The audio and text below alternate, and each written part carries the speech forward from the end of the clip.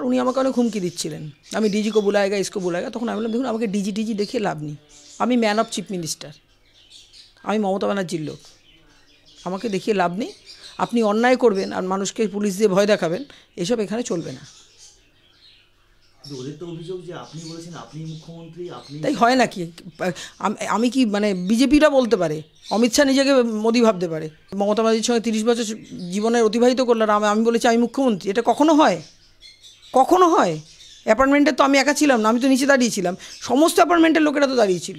ওদের বক্তব্য যে আপনি অশ্রাব্য ভাষায় গালিগালাজ করেছেন। একটাও নয়, সোয়ার অন গড, আমি একটাও গালাগালি করিনি, একটা, নট এ সিঙ্গেল ওয়ার্ড।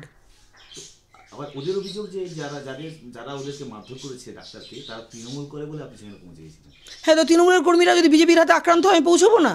তার মধ্যে মহিলারা এর আগে অনেক ঝামেলা যে আমি যাইনি, মহিলারা আক্রান্ত হয়েছে।